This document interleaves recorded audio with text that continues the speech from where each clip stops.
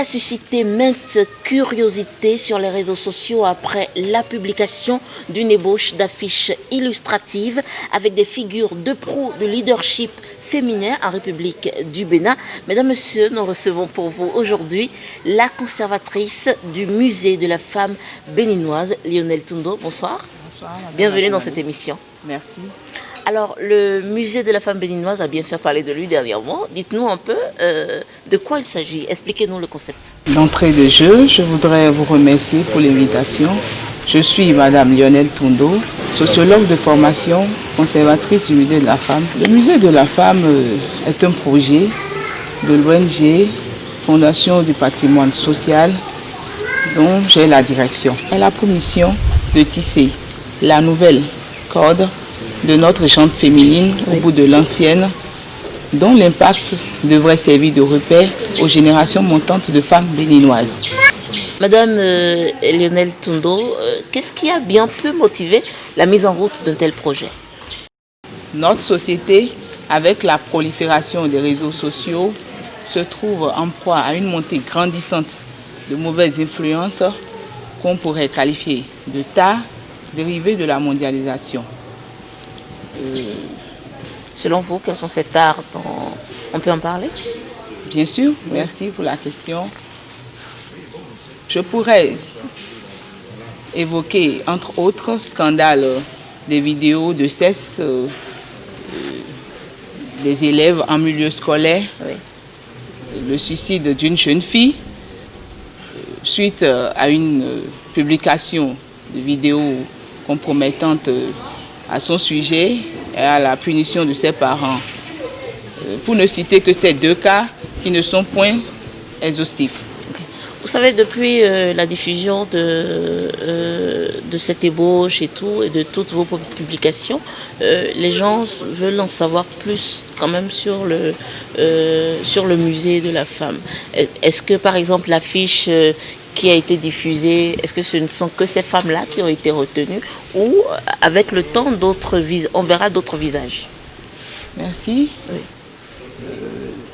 Non, ce ne sont pas que ces femmes qui sont sur l'affiche. Avec le temps, nous allons encore étudier et choisir, enfin, vous fournir d'autres femmes béninoises oui, qui ont impacté la société. Alors, Madame Tundo, est-ce que vous pouvez nous dire sur quelle base vous faites vos sélections? Parce qu'il y a de tous les profils, il y a un coup, il y a les femmes d'une certaine génération et un coup, il y a les femmes de ma génération. Donc, nous avons toute une équipe qui travaille pour la sélection. Okay. Donc, et vous allez remarquer sur l'affiche, même sur la page, qu'il y a des femmes d'une première génération, dont la reine Rangbe, la seule femme qui a régné dans le royaume de Dahomey. Et c'est un exemple parmi tant d'autres. Donc nous avons étudié toutes ces femmes que vous voyez dans le musée de la femme. Et c'est grâce à tout ce qu'ils ont fait comme action pour impacter que nous avons sélectionné toutes ces femmes. Okay. Donc avec le temps, nous aurons d'autres visages au sein, enfin, sélectionnés par le musée de la femme béninoise. Bien sûr, bien sûr. Avec le temps, notre équipe va continuer à travailler. On continue d'ailleurs de travailler tous les jours pour trouver enfin, d'autres femmes qui se font remarquer quand même et qui marquent leur génération. Bien sûr. Alors, Madame Lionel Tundo, le musée de la femme béninoise, lorsqu'on parle de musée, on pense à quelque chose de physique. Mais là, nous sommes en plein dans le numérique. Est-ce que, à terme, le projet serait qu'on ait droit à un musée physique ou ce sera un musée essentiellement numérique? Non, le musée ne sera pas que numérique, que virtuel. Oui. Non. À un moment donné, nous allons le construire. Nous aurons un musée réel, physique, que tout le monde pourrait visiter et voir tous ces profils de femmes qui sont dans le musée de la femme. Donc c'est dans les perspectives C'est dans les projets, voilà. Alors, à l'entame de votre mot, vous avez parlé de l'ONG fêtière de ce projet, qu'est la Fondation du patrimoine social. Dites-nous un peu plus sur cette ONG. La Fondation du patrimoine social est une organisation non gouvernementale qui existe depuis 2011 et qui fait du dialogue des cultures dans le contexte de la mondialisation son cheval de bataille où nous devons davantage transmettre les valeurs socio-éducatives. Avant de vous demander quel est votre mot de fin, qu'est-ce qu'il faut faire pour se retrouver au musée de la femme béninoise?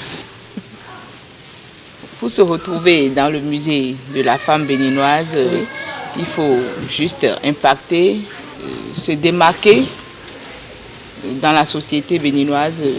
Et espérer que vos équipes nous repèrent, voilà, en fait. Et espérer que... Voilà, c'est ça. Alors, Lionel Tundo, nous sommes au terme de ce petit entretien. Quel est votre mot de fin? Je demanderai à nos jeunes sœurs de ne jamais marchander les valeurs ayant régi éducation et de toujours s'identifier à une leader féminine béninoise qui les aurait impactées, marquées, et d'en faire leur mentor. Merci beaucoup. Je vous en prie, merci à vous. Je rappelle que vous êtes la conservatrice du musée de la femme béninoise. Bien sûr. La page existe en ligne en attendant la création physique même du musée. Oui. Mesdames, Messieurs, voilà, merci de nous avoir suivis. Ces 3 générations de femmes leaders originaires du Bénin qui siègent au musée de la femme béninoise, et cette initiative nourrit l'ambition de fournir, on va dire, des repères, des mentors au parcours inspirant à la jeune génération. Pour suivre le musée de la femme béninoise et pour découvrir tous ces profils, cliquez dans Facebook, le musée de la femme béninoise, et suivez au rythme du temps et de leur publication le parcours, l'histoire, le vécu de ces femmes qui, d'une manière ou d'une autre, ont contribué à l'écriture de l'histoire du Bénin.